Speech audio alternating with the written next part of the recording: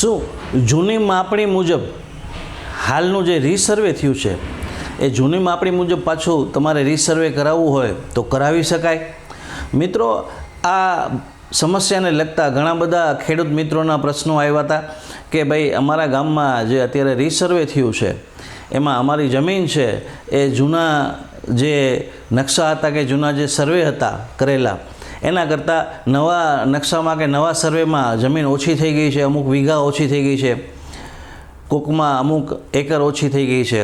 તો આવી સમસ્યાઓ હોય ત્યારે તમારી જૂની માપણી અને માપ સાઇઝ મુજબ કે ક્ષેત્રફળ મુજબ નવા રીસર્વે કે નવો નકશો તૈયાર કરાવી શકાય કે નહીં?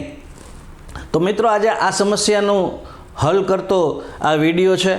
એના માટે થઈને આ વિડીયો હું પ્રસારિત કરવા જઈ રહ્યો છું, જેથી કરીને આવી કોઈ પણ ખેડૂતની સમસ્યા હોય કોઈ પણ ગામમાં તો એ કેવી રીતે એ સમસ્યાનો ઉકેલ લાવી શકાય. મિત્રો, જૂના માપ પ્રમાણે, જૂના ક્ષેત્રફળ પ્રમાણે નવા સર્વે જે થયા છે એ મુજબ માપ કરાવી શકાય? તો એ પ્રશ્નનો જવાબ છે હા, કરાવી શકાય.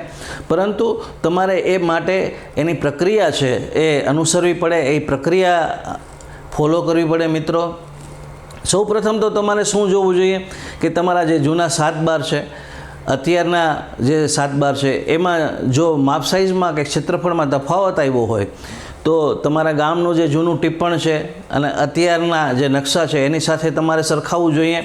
બીજું કે ફિલ્ડ મેઝરમેન્ટ બુક હોય છે જેને FMB કહેવામાં આવે છે, એની સાથે તમારા જૂના નકશા અને નવા નકશા સરખાવી જવા જોઈએ. અને જો એમાં માપ ઓછું આવતું હોય તો આ તમામ આધાર પુરાવાઓ સાથે તમારે તલાટી મંત્રીને, સર્વેયરને અને જે તાલુકા વિકાસ અધિકારી હોય છે એને આ અંગે લેખિતમાં અરજી કરવી જોઈએ.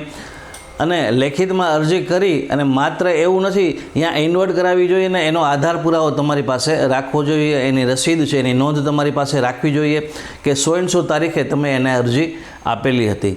તમારી આ અરજી મળ્યા બાદ આ જે કાંઈ પણ તફાવત છે એ કેવી રીતે રીસર્વેમાં એને દૂર કરી શકાય? જો કોઈ ભૂલ હોય તો પાછું એ તમારા ગામમાં આવીને રીસર્વે કરશે અને આ તમારો જે જૂની માપણી કે જૂનું ક્ષેત્રફળ હતું એ મુજબનો એને નકશો તૈયાર કરી આપવો પડશે. મિત્રો, તો મિત્રો, આ મેં ઘણા બધા વ્યુઅર્સના આ અંગે પ્રશ્ન હતા, એની માહિતી આપતો આ વિડીયો પ્રસારિત કર્યો છે. હું આશા રાખું છું કે તમને આ વિડીયો પસંદ આવ્યો હશે, માહિતીપૂર્ણ લાગ્યો હશે. તમને જો આ વિડીયો પસંદ આવ્યો હોય તો તમારા ગ્રુપમાં જરૂરથી શેર કરજો, જેથી કરીને કોઈપણ ગામમાં કોઈપણ ખેડૂતને આવી કોઈ સમસ્યા હોય તો આ વિડીયોના માધ્યમથી એ પ્રક્રિયા સમજી શકે.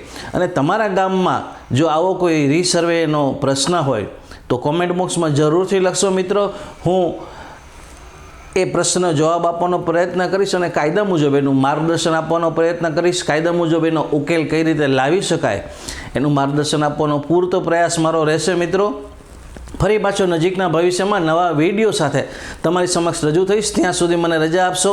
પોતાનું ખૂબ જ ધ્યાન રાખજો. Take care. જય હિન્દ. કાયદાની વાતો સાથે જોડાયેલા રહેજો. મિત્રો, મારી ફેસબુક પ્રોફાઇલ છે સંજય પંડિતના નામથી, એમાં પણ તમને આ બધા કાયદા અને વિષયને લગતા વિડીયો જોવા મળશે. મારું ફેસબુક પેજ છે જે કાયદાના વાતોના નામથી છે. ઇન્સ્ટાગ્રામ એકાઉન્ટ છે કાયદાના વાતોના નામથી, અને યુટ્યુબ ચેનલ પણ છે. યુટ્યુબ ચેનલમાં હું વધુ ડિટેલમાં માહિતી આપતા વિડીયો પ્રસારિત કરું છું, તો એની પણ મુલાકાત જરૂર લેશો. ધન્યવાદ.